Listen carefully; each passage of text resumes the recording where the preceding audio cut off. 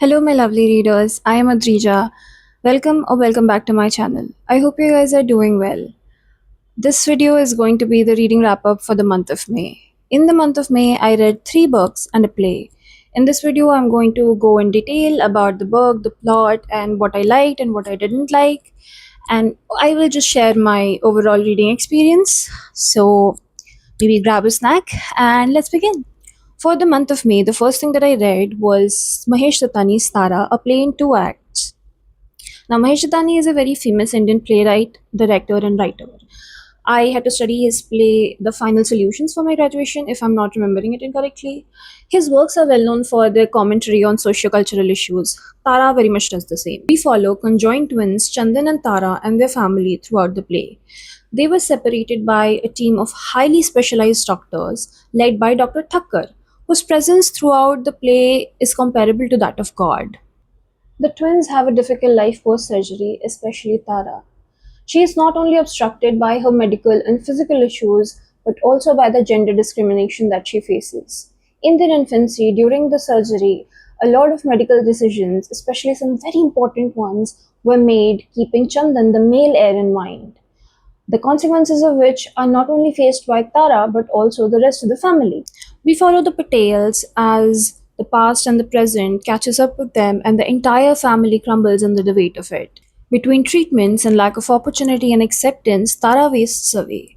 Chandan adopts a new identity of Dan and moves to London to escape his realities. The writing is sharp. Mahesh Dattani uses flashbacks and flash forwards to create this unsettling feeling.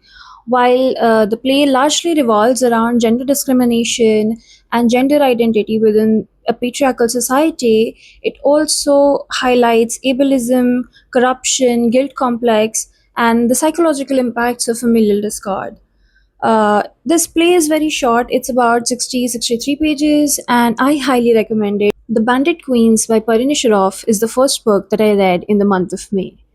This book begs the question on who gets to decide what justice is and deliver it within a system that is set up against an entire section of the society. Our protagonist, Geeta Bain, is an outcast. She is the village witch who murdered her husband. But the reality is, he simply deserted her.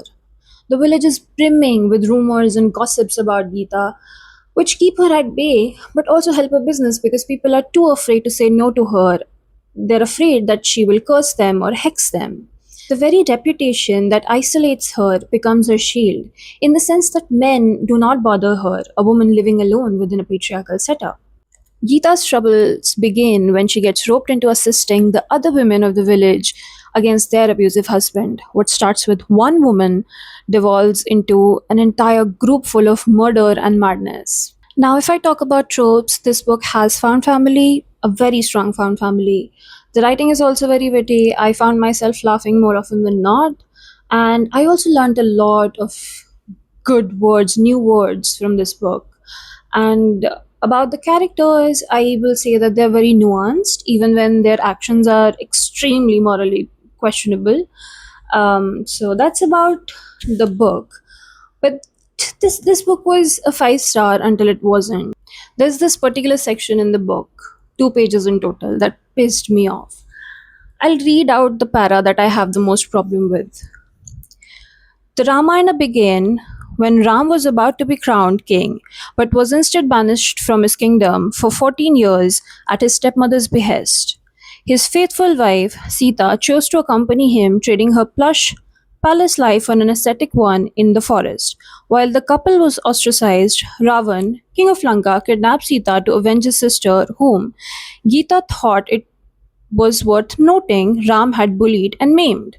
Ravan then fell in love with Sita but wanted love in kind, meaning he did not rape her. Geeta supposed it was dark day in this world when a man received kudos for not raping, but Ravan acted with honor. I'm going to let that sink in. Okay.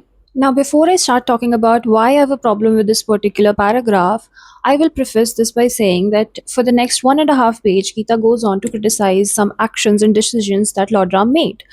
Now, why am I mentioning this? Because a lot of these said decisions were made in the Uttarkand of Ramayana, which a lot of modern scholars treat as an interpolation. Now, since this Uttarakhand or incidents from Uttarakhand were referenced in the book, I will also be using the Uttarakhand to back my disagreements. I will be adding pictures, screenshots to back my disagreements. I have a copy of Maharishi Valmiki's Ramayan, which is a Sanskrit to Hindi translation, but I will add the English translation in the description below. If you want, you can check it out. Now, first of all, my problem is with the synopsis itself. It's incomplete. Lakshman is not mentioned at all. And it was Lakshman who named Surpanakha in defense of Sita. You can go and read about it. But okay, this is also fine. I can ignore this, I can let it go. But my problem is with the next two claims that were made in the story, that Ravan was in love with Sita. When did that happen? Like, in 26 years of my life, I have never read that. Lust, yes, sure, he was in lust with Sita, but love, I don't think he was in love with Sita. He wanted to possess her because when Surpanakha went back to him in Lanka, she told him that Sita is the most beautiful woman in the world, and and Ravan, as the most powerful and rich person, should have her in his harem. So he wanted to possess her. Sita was the object of his desire to own and possess, a trophy to be had, something to assuage his ego as the richest and most powerful man in the world. He was not in love with Sita. Okay, that's just an absurd claim to be made. Finally, the biggest problem that I have is with Geeta Ben calling Ravan honorable for not sexually assaulting Ma Sita. How? How is that possible? Like, the man just abducted a woman from her home and then kept her captive in his country and then gave her an ultimatum for a year that she either become his wife consensually or be killed. Called honorable. How can a man like that be called honorable? Ravan as a character is well known to have raped his own daughter-in-law Rambha, an Apsara or a celestial nymph, after which her husband and his nephew cursed him that he ever tried to assault another woman, his head will burst into seven pieces. That is the reason why he did not sexually assault Masita. That is the reason why he did not rape Masita. It was out of self preservation and not out of honor. This is mentioned in the 26th chapter of Uttarakhand. See, a simple Google search would have helped. This is also mentioned on Ravan's Wikipedia page. This kind of oversight and lack of research from the author as well as the publishing house made the book really performative. I, I really don't think a character like Geeta Ben herself, who is a victim of sexual abuse in the story, should be calling a rapist honorable. A traditionally published book that talks about the systemic exploitation and sexual abuse of women should not be calling a rapist honorable. I firmly believe that. Now, if you want to read the book, go ahead. Do read it. It is a good story. But I would like you to keep this part in mind. The next book that I read in the month of May was Almond by Won Pyong Song, translated from Korean by Sandy Jusen Lee. Now, this is a coming of age story. We follow Yoon Jae, who is born with alexithymia, a condition because of which he struggles to understand the very concept of emotions, let alone feel them. His mother and his grandmother both try to give him what they consider a normal life. At 13, Yoon Jae experiences a life altering event which throws him right into the orbit of the very person who will change him for better or for worse. Overall, I really enjoyed this book. The writing is straightforward as it mimics the internal workings of Yoon Jae's mind. I also believe the translator did a very good job at capturing and translating the emotions that underlie the very narrative. My favorite thing about this book is how it explores the very basic human need for understanding that isn't familial obligation, an understanding that is freely given out of love and concern. The book just doesn't talk about understanding, like the need for understanding or the need to be understood, but it also explores the need and desire to understand, especially in case of Yoon Jae, showing us that different kind of understandings can and do coexist. The final and the best book that I read in the month of May is Dark Matter by Blake Crouch. Jason, a physics professor, is kidnapped and dropped into a different timeline than his own. To return to his wife, Daniela, and his son Charlie, he has to face numerous life threatening challenges and trials. That is all I will give you guys about this book. The less you know going into it, the more you will enjoy.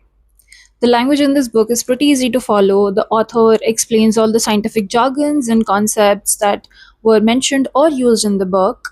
Um, yeah, that's about it. Like, this book left me with so many unanswered questions.